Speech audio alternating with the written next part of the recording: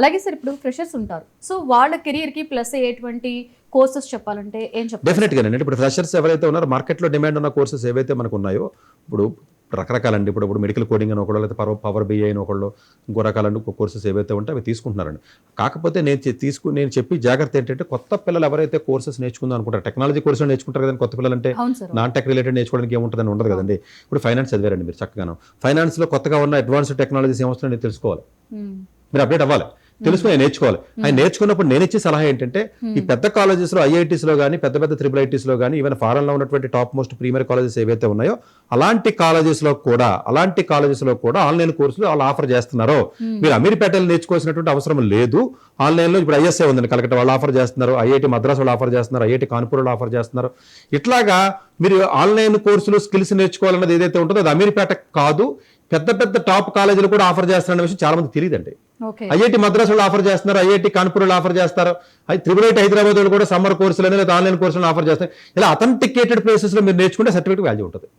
కాబట్టి మీరు అమీర్పేట నేర్చుకుంటే సర్టిఫికేట్ వాల్యూ ఉంటుంది కదా. అది సో ఏ కోర్సెస్ నేర్చుకోవాలని మీరు అడిగిన క్వశ్చన్ అడిగినప్పుడు, ఇప్పుడు మీరు ఏరోస్పేస్ ఇంజనీరింగ్ చదువుతున్నారండి, దాంట్లో అడ్వాన్స్డ్ టెక్నాలజీస్ ఏంటో చూసి ఆ సాఫ్ట్వేర్స్ నేర్చుకోండి.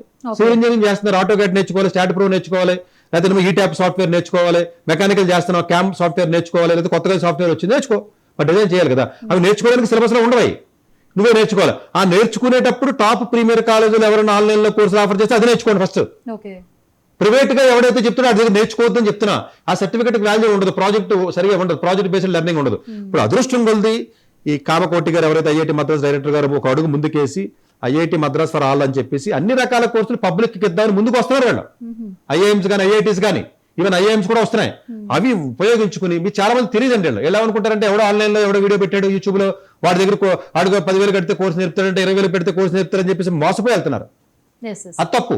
నేనంటే ప్రీమియర్ కాలేజీలో నేర్పుతున్నారనే విషయం తెలియకండి, అది స్ట్రెస్ చేస్తున్నాను ఇక్కడ నేను. ఇప్పుడు మీరు లా ఉందండి, లాకి సంబంధించి అప్డేట్ అవ్వాలండి. నల్సార్ బెంగళూరు వెబ్సైట్ లో కోర్సులు ఉన్నాయి, మీకు తెలియదు అంతే. మీరు వెళ్ళి ఎవరో ప్రైవేట్ యూట్యూబ్ లో వీడియో పెట్టి నాలుగు వీడియోలు పెట్టి దంచాడు అనుకోండి, నేను ప్రాజెక్ట్ ఇస్తాను, జాబ్ ఇస్తానంటే ఆడి దగ్గర జాయిన్ అవుతున్నారు. దానికి ఏం వాల్యూ ఉంటుందండి? ఎవడో ఆన్లైన్ లో చెప్పిన దానికి ఎవడ పట్టించు. అదే నల్సార్ బెంగళూరులో మంచి కోర్స్ ఏదో చేశారు, మంచి ప్రాజెక్ట్ చేశారు, మీకు సర్టిఫికేట్ వచ్చింది, ఉపయోగం కదా. అలా ప్రీమియర్ గా ఉన్నటువంటి ఇన్స్టిట్యూషన్స్ కూడా షార్ట్ టర్మ్ కోర్సులు ఆఫర్ చేస్తున్నాయి అన్న విషయాన్ని చెప్తున్నా. షార్ట్ టర్మ్ ఉంటాయి, 1 వీక్, 2 వీక్స్, 1 మంత్, 2 మంత్స్ అయ్యి మీరు జాబ్ చేస్తూ కూడా చేయొచ్చు. ఇప్పుడు మీరు జర్నలిజం ఉన్నారు, జర్నలిజంలో అప్డేట్ అవ్వాలి. ఈ కోర్సెస్ కూడా జర్నలిజంలో ఉన్నటువంటి టాప్ స్కూల్స్ ఏవైతే వరల్డ్ లో ఉన్నాయో వాళ్ళు ఆఫర్ చేస్తారు. మీరు చూడరాయి, అది చూడమని చెప్తున్నాను ఇప్పుడు మనం. అది మీరు ఓపెన్ అవ్వాలి.